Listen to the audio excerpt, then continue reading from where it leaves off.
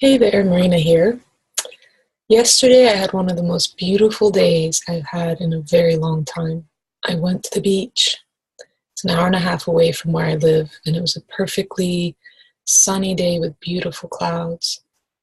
It was absolutely spectacular and such a contrast to what was going on in the evening when the election results came in.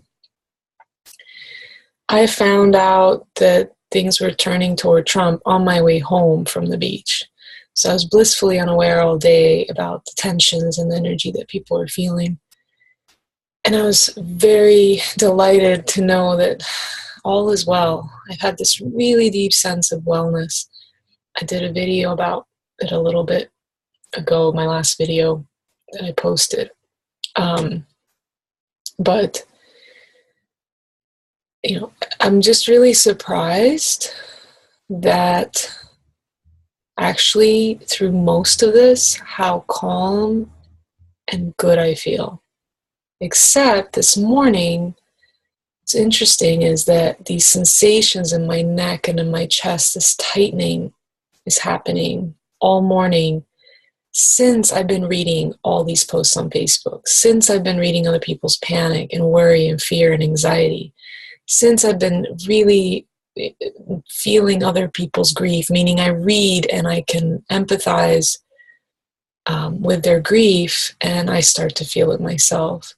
But from my own perspective, from my own centered place, before reading all that, before seeing all of that, it was the sense of almost excitement that as much as I did not want this outcome, and I'm shocked by the outcome of this president-elect, I'm excited about the possibility that this will bring, because I think it is a wake-up call. It's a shock to the system that we have so much work to do. There's so much unresolved in us because he is just a representative of what's in all of us. It's time for us to admit where we are being bigots and xenophobes, where we are okay with women being treated horribly, where we are okay with being racist, where we turn a blind eye. So even though we may not behave outwardly those ways, but we don't do anything when we see it, or we turn the other way and say, that's not me. So, he represents the collective consciousness that we are now faced with. And the work is always within, one at a time, within ourselves.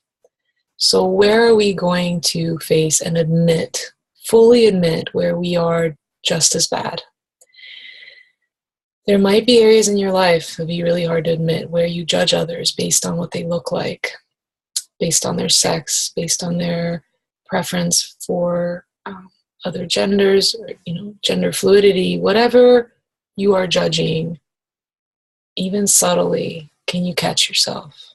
Not to guilt yourself and make yourself feel bad about it, but just to really notice, wow, I'm really thinking I'm better, or that they're weird and bad, or I'm afraid. I'm judging those people. Can you admit that when you're doing that? So that's part of the work. But again, it's not about guilt or shame. Like for me, what shows up is I'm an advocate for joy. I'm an advocate actually for how our joy is so undervalued as actually a big piece of how to change the world, to show each other love and joy, to appreciate each other outwardly, to say things when they're wonderful, because we're so used to just talking about things when they're bad. We don't actually look at each other and say, wow, you're beautiful. You're radiant today. I just see there's this glimmer in your eyes I haven't seen in a while. And to recognize each other that way when that's true. To really celebrate each other too. And not just silently, think that to ourselves, but actually express those things too. To actually be proactive about it when it's genuine. And also to spread curiosity, to be this jokester and trickster when needed, and it really diffuses tense situations. It's so underrated how much love and joy, and I'm not saying kumbaya love and light stuff, I mean in action, how much that makes a difference. The smile at the right time, a burst of laughter. Again, nothing calculated. It's just because we cultivate within ourselves, curiosity. Curiosity is the bridge from fear to love. That's what I've been preaching this last year. That's what I'm practicing myself right now, as much as possible. And when there's no one around, then to be curious about what my experience, which is this clenching and clenching, tightening. When I first heard that things were going that direction with Trump, I was in my car, and my first words out of my mouth were, "What the fuck? No way," and tightness in the throat.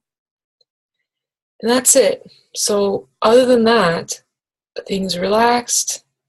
And then I found myself, when I got home, I found myself starting to read curiously what's going on and started reading people's posts. And interestingly, I was up to like 3 in the morning, and I don't do that. I'm a late bird, but not 3 in the morning. Usually like midnight is when I go to bed. But I was surprised how I couldn't get unglued from Facebook, from the web. And yet I could tell that I was tightening up and that it wasn't good for me. And as soon as I stopped, went to bed, I was able to be with noticing this anxiety in my body. And then slowly, as I was just aware of it, it settled and I could fall asleep. And I had a good night's sleep and woke up late. And anxiety started again. As soon as I started reading or listening to other people's videos, anxiety started again. And I noticed that when I don't do it, when I step away, I'm going to go take a walk here now.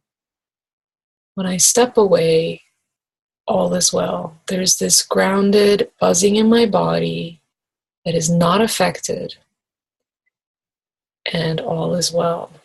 You can find that place in your own body, in your own animal, that isn't heightened. And I'm not saying that it's to negate it, that we're not ignoring what is heightened, but you're already so aware of your anxiety, you don't need to focus on it even more. It's already there. You don't have to dwell and feed it even more. It's already in hyper state. You don't need that. So start to find resources and things that are good for you. Take care of yourself. Stop, take a break, take a breather, look outside, look at the sky and see what's beautiful. That is not negating. That is not head in the sand behavior and activity. That's self-nurturing. And there is work to do, and the only way we can do it is if we take care of ourselves first. And it's not selfish. Taking care of ourselves is these pauses. Find that place that's okay.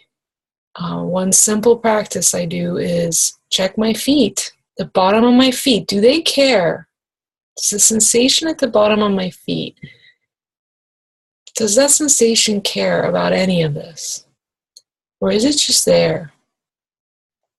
Is it okay? I feel on my right foot right now, this just neutral sensation, slight buzzing. My left foot has more buzzing, but that's because I have more pressure on it. Do any of these feelings have anything to do with what's going on and my fears and my tightness? No, that's there too. Just give that a little attention too. Notice where it's neutral. If there's no goodness that you can find in your body, notice where it's neutral. Give that a little bit of attention too. That is your anchor. That is the space that helps contain what's going on. That neutrality is here too. I'm very adamant about this because we're so focused when I'm sensing and reading, and there's so much focus on this panic. Yes, there's grief. Yes, there's hurt. Yes, there's upset, a lot of fear. Feel it, but take some breaks. Rest from it. You're not going to find solutions or respite by focusing on it constantly and also talking about it and looping with others in this fear, perpetuating it.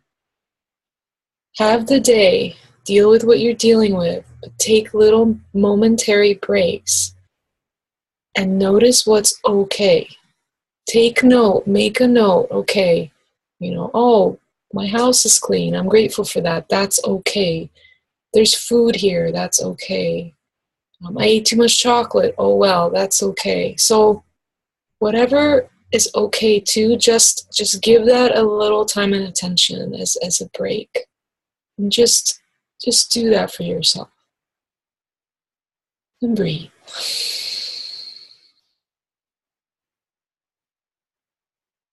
So taking a few deep breaths with me, if you wish.